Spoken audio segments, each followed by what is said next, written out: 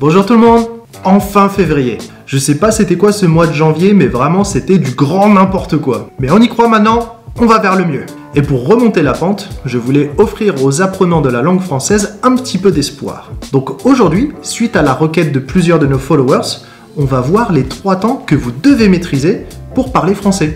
Bon, il n'y a pas à dire, le français c'est compliqué. Rien que pour la conjugaison, il y a quelque chose comme 20 temps différents. Des trucs bien barbares, hein, comme le conditionnel passé, le plus que parfait, le futur antérieur... Et non, arrête, tu me donnes mal au crâne là. Tous ces temps ont leur utilité, et ils offrent un niveau de précision important. Mais n'allez pas croire qu'on les utilise tous. Moi, je te sors pas du plus que parfait du subjonctif 3 fois par jour, hein. Ah, il eût fallu que nous eussions changé l'ampoule plus tôt. C'est pas possible, hein. En fait, je pense qu'à l'oral, vous pouvez vous débrouiller avec 3 temps seulement. C'est pas mal comme compromis. On passe de 20 à 3 temps. Et pas les plus difficiles en plus. Le premier, c'est le présent de l'indicatif. Le présent sert à exprimer ce qu'il se passe au moment où l'on parle. Papa, t'es où? Je suis aux toilettes. On peut aussi l'utiliser pour exprimer une action longue et non terminée. Je filme la prochaine vidéo de Unique France. Une habitude, je mange 3 fois par jour. Une vérité générale, Loulou est trop mignon. Ou l'état de quelque chose ou de quelqu'un. Loulou est trop mignon. Attends, je l'ai déjà utilisé celle-là, non? Donc numéro 1, le présent.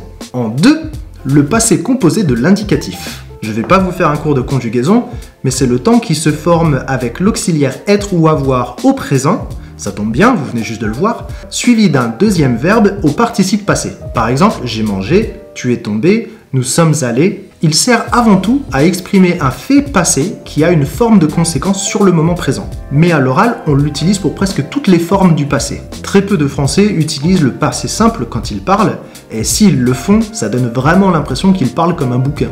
Donc, apprenez le passé composé, ça marche dans presque toutes les situations. En plus, normalement, la grosse difficulté avec ce temps, c'est de savoir si le deuxième verbe s'accorde en genre et en nombre après l'auxiliaire avoir, selon que le complément d'objet direct soit placé avant ou après le deuxième verbe. Mais à l'oral, il n'y a pas ce problème. Donc numéro 3, l'imparfait. L'imparfait, c'est avant tout le temps que l'on utilise pour décrire les événements du passé. Donc c'est le temps de la description. T'étais où? J'étais aux toilettes. En gros, ça sert surtout à planter le décor. Nous étions en voiture quand le téléphone a sonné. On peut aussi l'utiliser pour des actions se répétant dans le passé. Il mangeait 3 fois par jour. Là, il faut comprendre que ce n'est plus le cas. Donc avec ces 3 temps, vous pouvez déjà exprimer plus ou moins tout et n'importe quoi à l'oral en français. Ça vous empêche pas d'apprendre les autres temps, mais c'est déjà un gros morceau de fait. De quoi ? Ah, le futur! Ah bah là, pareil, vous allez voir, c'est pas compliqué. C'est pas complètement parfait, mais vous pouvez parler du futur en utilisant le présent, à condition d'avoir un indicateur temporel. Par exemple, l'année prochaine, je vais en Australie.